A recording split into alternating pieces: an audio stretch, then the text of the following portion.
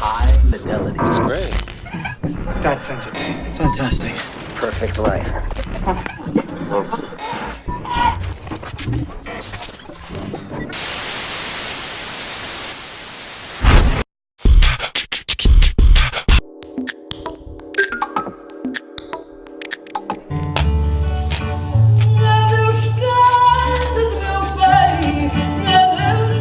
Marc Chisson, vous êtes le directeur artistique du festival L'été musical en Bergerac, qui en est à sa 27e édition. 27e édition en effet qui ressemble aux précédentes. On me dit le public fidèle à 70% de cette fréquentation et tous ceux qui arrivent, les nouveaux, les touristes ou les résidents, ne tarissent pas d'éloges sur cette programmation.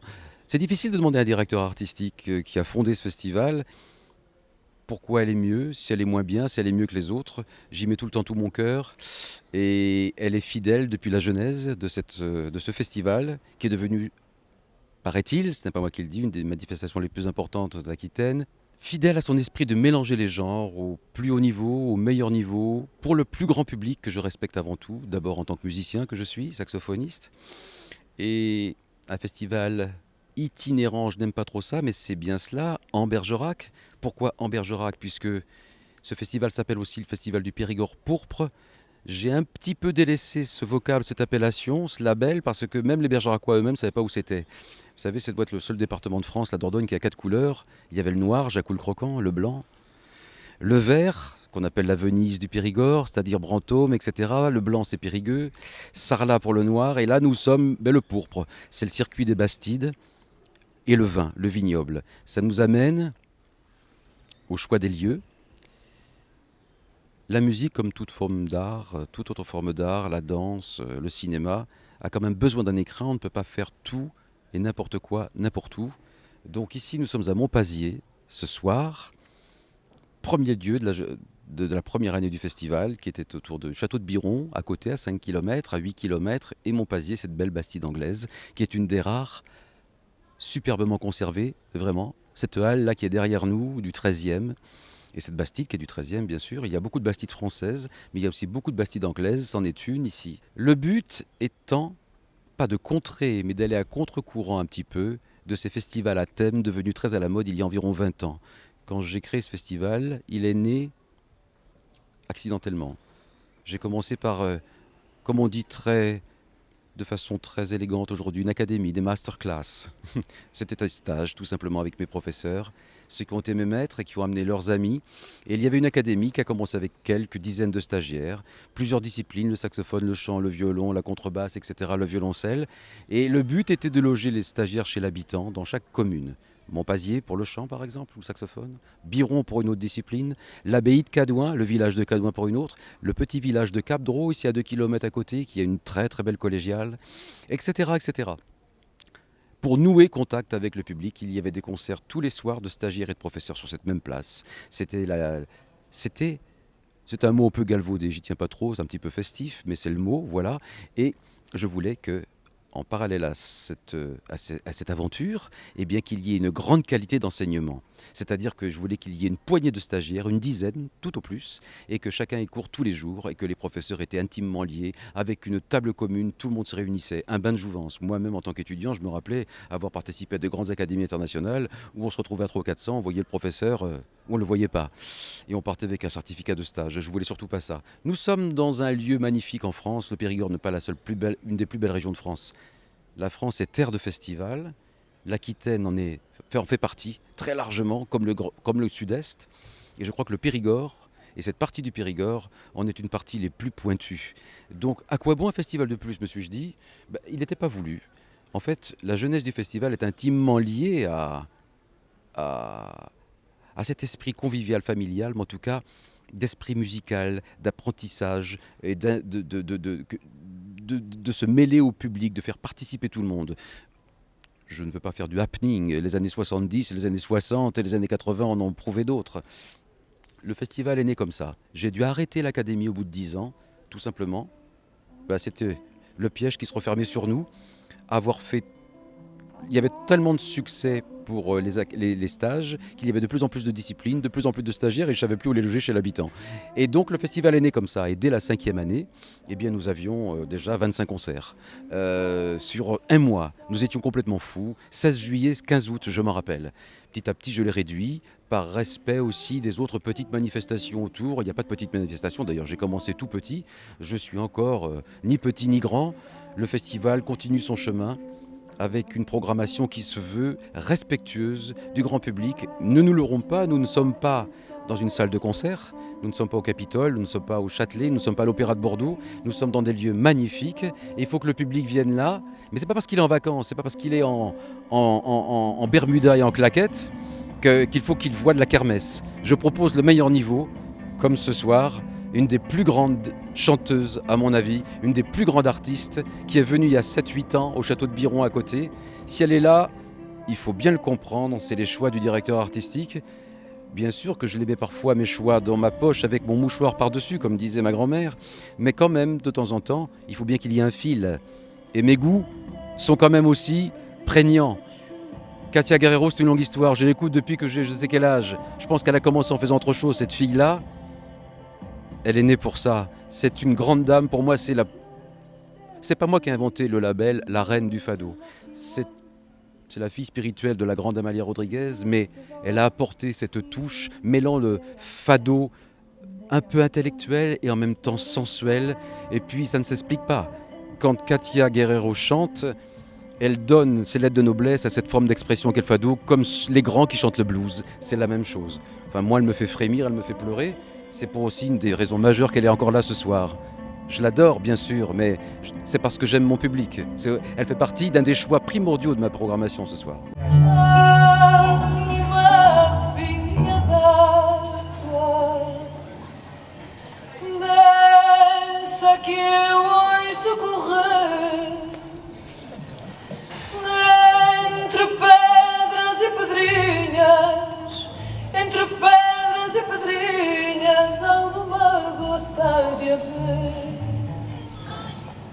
Cette année, il n'y aura pas de danse. Pourquoi ? C'est vrai qu'une des particularités de ce festival, qui pérégrine entre l'abbaye de Saint-Avie-Seigneur, l'abbaye de Cadouin, le château de Biron, Montpazier, le château Saint-Germain, la grange de Lanquet, et qui chutait, bien sûr, qui prenait ses grands quartiers à Bergerac depuis bientôt 10 ans, et voyait, entre autres spectacles, sur le vieux port, le port de Cadouin, comme il s'appelle, donc une programmation fidèle à son image, variée, mais qui laissait une grande part à la danse. La danse de haut niveau, il y a eu les Étoiles de l'Opéra de Paris, il y a eu l'école de Belley Béjart, il y a eu les ballets de Charles Armstrong, il y a eu de la danse traditionnelle, les grands ballets de Madrid, il y a encore pas longtemps, et tout ça avec des grands concerts de jazz. Pareil, c'est la même chose, il faut adapter chaque chose à un lieu. Je ne vais pas faire de la musique de chambre intime sur le port de Bergerac. Je la réserve à la Grange de Lanquet. Lieu merveilleux pour l'acoustique et un lieu classé d'ailleurs superbe. Donc à chaque lieu, sa programmation. Il y a des lieux qui en supportent différentes. Jane Birkin était là samedi soir avec Piccoli et Hervé Pierre de la Comédie Française, en hommage à Gainsbourg. Et puis il y avait hier soir un concert d'humour musical avec 4 grands artistes, les Dessaxés. Ce soir, c'est la Sainte Trinité. La vie fonctionne comme ça. C'est Katia qui termine ce beau package, vraiment. Eh bien, la danse s'est arrêtée cette année, mais c'est provisoire, je l'espère bien. Je me fais incendier par mon public tous les jours depuis un mois. Écoutez, je renvoie la balle vers monsieur le maire de Bergerac, qui a décidé de faire table rase de tout ce qui avait été institutionnalisé, il faut le dire. J'aime pas trop ce mot, parce que nous sommes que des vagabonds, nous sommes d'humbles serviteurs de l'art, je pense. Je ne parle pas en tant que directeur d'un festival, j'ai 2 casquettes, je suis musicien aussi. Monsieur le maire a ses raisons, il y a des problèmes de finances, etc. Mais grand Dieu, ce n'est pas ce que le festival et l'association ABC Musique qui le dirige, qui le gère, demandaient à la ville de Bergerac. C'était vraiment une toute petite subvention en regard de l'énorme budget que représentait l'installation pendant 8 jours d'une tribune de 1400 places, 1500 places, et 4 spectacles, 5 spectacles de danse, de grands concerts, de stars, etc. Parce que Le festival a porté sa contribution modestement, mais c'était le cas. Depuis 27 ans, il y a un public fidèle et les médias le connaissent. Donc voilà, ça se passait très bien. Et Bergerac, c'est Bergerac. Si j'ai appelé le festival en Bergerac, je voulais qu'il y ait dans le vocable le nom de Bergerac, car je pense que n'importe quel kidam est capable de mettre un doigt sur la carte, comme il le met sur Bordeaux, il le met sur Bergerac. Voilà, avec toute l'histoire, même si c'est une légende, Cyrano, etc. On sait que c'est une légende. Mais enfin, tout ça contribue, c'est la vie, c'est l'histoire, comme dans tous les siècles qui passent, il y en a, et ça c'est merveilleux. Donc, je baptise ce festival en Bergerac, c'est un grand pèlerinage en Bergerac, et le siège du festival est au Cloître des Récollets, le siège de la Maison des Vins, qui est d'ailleurs notre partenaire depuis 20 ans, que je salue ici aussi. Donc, je n'ai pas bien compris, je respecte les décisions de monsieur le maire actuel, mais il est vrai qu'il y a un petit conflit, c'est pas moi qui l'invente, c'est ce qu'on veut bien me dire, avec l'ancien maire, le nouveau maire, la CAB, etc., la municipalité. Sans doute que leurs attitudes à chacun, leur attitude individuelle est respectable.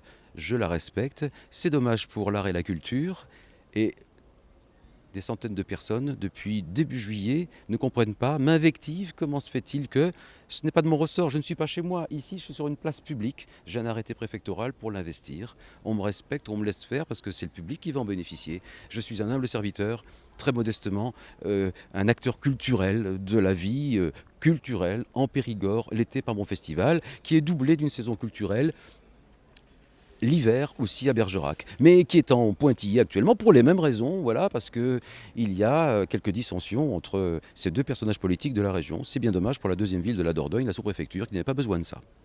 Ce soir, c'est donc la troisième soirée du festival. Qu'est-ce que vous nous réservez encore comme surprise pour les restantes soirées, Marc? Oui, nous en sommes au balbutiement, c'est vrai. Cette année, je l'ai concentré sur les 2 premières semaines, très précisément. 1er 14 août. Souvent, c'est 3 semaines. L'an dernier, nous avions commencé d'ailleurs à Bergerac. Je ne veux pas remettre le fer dans la plaie. Et troisième soirée, laissez-moi réfléchir, car vous voyez, il y a tellement de choses. Ah oui, demain, nous sommes fidèles, toujours dans l'idée de proposer un panel de choses de grande qualité à mon public et changeant de style, à l'abbaye de Saint-Avie-Seigneur, avec... C'était pas moi qui l'invente, c'est la presse internationale, ce qui compte parmi les plus beaux, les plus grands chœurs russes, les chœurs de l'Oural, un grand chœur mixte d'une trentaine de solistes, dirigés donc par un grand maître, dans une grande liturgie, du grand répertoire, Saint-Jean de Chrysostome dans la version de Tchaïkovski, et qui sera suivi après de chants traditionnels russes. Et puis nous changeons de style, nous allons dans cette magnifique grange de Lanquet, mercredi 5, avec là de la musique de chambre. Place à la musique de chambre, qui, ne l'oublions pas, la musique classique, la musique de chambre, l'opéra, etc., est tout de même le cœur, le noyau du festival, avec de jeunes solistes très brillantes que je ne nommerai pas. Il suffit de s'attarder au programme, dans un récital violon et piano, et surtout dans une grande œuvre de musique de chambre pour quintette, quatuor et piano, une œuvre de Vierne. Ça, c'est musique de chambre à Lanquet, suivi toujours de musique de chambre récital le 6, formule que nous avons inaugurée il y a plusieurs années, et le public friand m'en redemande. J'avais arrêté, mais je me suis fait incendier. Un concert à 19h, un petit panier gourmand, parce que le cadre est magnifique, pour attendre le deuxième concert de 21h30. Le 7, nous venons au château Saint-Germain, ce petit château magnifique, privé de la famille de Lombarès, qui était autrefois une dépendance du château de Biron. Donc entre Montpazier et le château de Biron, là, à 3 km en bas dans la vallée, sur la route de Villeréal. Et là, c'est un endroit intime aussi. 300 ou 400 places. Et là, j'ai l'honneur aussi de recevoir un des plus grands violoncellistes qui existe actuellement de cette génération, de la grande école française, l'école de Navarra, Henri de Marquette, qui succède à beaucoup d'autres de sa génération, qui sont venus toutes ces années passées. Ça, c'est un récital de violoncelle seul dans la cour du château de Biron. Nous irons à Cadouin pour un récital, un concert, violon et orchestre, et avec une affiche superbe. Ils viennent spécialement de Salzbourg pour moi. Les solistes de Salzbourg avec Louise Chisson au violon dans un très beau concerto. Voilà, et puis d'autres œuvres orchestrales au programme. Ça, c'est à l'abbaye de Cadouin, cette très belle abbaye cistercienne qui est un des lieux de la première heure aussi. C'était la tripartite de mes 3 lieux au tout début, la Genèse.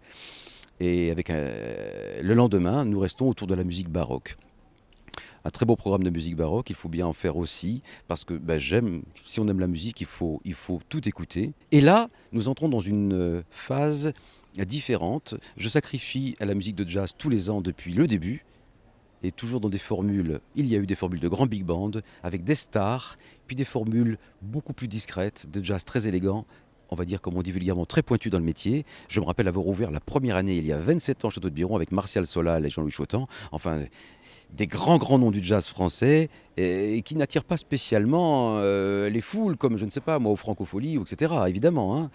Et là, eh bien, je fais venir l'incontournable, l'intrépide, et ce luron magnifique qui est Bernard Lubat, bien connu des Aquitains, qui revient, parce que je le reprogramme, puisque l'orage, le seul orage qui nous a embêtés l'année dernière, a interdit le concert. Donc il est programmé lundi au Château de Biron. Le 11, nous revenons à la Grange de Lanquet pour ce qui est considéré comme une petite perle dans la programmation, 2 solistes. Ça, c'est la partie musique traditionnelle. Un grand musicien mongol qui est d'une grande lignée traditionnelle depuis 4 générations en Mongolie, qui va donner un récital seul pendant 1h30, 1h15 autour du chant diphonique, s'accompagnant d'un violoncelle traditionnel de son pays. Petite pause gourmande, et un autre grand interprète, c'est Voyage en Asie en fait. Nous sommes avec un Chinois, Wang Li, qui vient avec au moins 20 ou 25 guimbardes différentes. À lui tout seul, c'est un véritable orchestre. Il faut écouter ça, c'est exceptionnel. Voilà, ça fait partie des petits bijoux de la programmation aussi, au même titre que Katia ce soir. Et nous revenons à Biron, toujours pour deux belles soirées de jazz. Yves Rousseau Quartet. Yves Rousseau est un immense contrebassiste, connu de tous les musiciens de jazz en France et au-delà de la France, bien sûr, qui était venu il y a 20 ans. Il revient, Yves Rousseau, avec sa formation. C'est un jazz très élaboré, mais en même temps, j'aime cette science de la musique où, même si c'est un peu élaboré, on l'organise, on l'orchestre, on l'interprète de façon à ce que le grand public qui vient là, l'été, dans des lieux magnifiques, ne repart pas en n'ayant rien compris. Et puis on clôt ces 3 concerts, Jazz à Biron, je les ai intitulés, avec un fleuron du piano et du chant français, et surtout de l'orgamon, c'est Thierry Eliez, Aquitain, il est né à Arcachon, qui a fait son chemin. Il suffit de lire les critiques internationales, Victoire de la musique, il suffit de lire les critiques dans Jazz Mag, le monde de Jazz Magazine, etc. Il est là avec son trio, lui à l'orgamon, au clavier, son frère à la batterie, et pardonnez-moi, j'ai oublié le nom du troisième larron, il suffit de regarder les programmes. Une très belle formation de jazz pour terminer ce Jazz à Biron. Et puis l'apothéose, j'ai dit tout à l'heure que quand même l'âme du festival était aussi et surtout la musique classique. Tous les ans, il y a un grand œuvre du répertoire, chœur et orchestre, orchestre seul, etc. Souvent, c'est chœur et orchestre. Là, il y aura 80-100 musiciens dans l'abbaye de Saint-Avie-Seigneur pour le Messie de Handel, avec formation que des gens connaissent bien dans la région. D'aucuns m'ont reproché parfois de faire venir des orchestres étrangers, etc. Mais en France, nous avons cette particularité l'été que les orchestres français sont en vacances. Voilà. Eh bien, écoutez, à Montauban, il y a Les Passions, avec Jean-Marc Andrieux, très connu des musiciens français, qui vient ici avec Les Passions, et puis tout un ensemble de chœurs qui travaillent avec lui. Et ça sera pour une apothéose, donc à Saint-Avie-Seigneur, le 14, clôture du festival. Bien écoutez, j'ai égrené la programmation, je suis très bavard, mais ça en sera fini de la 27e édition. High fidelity. It's great. That's sensitive. Fantastic. Perfect life.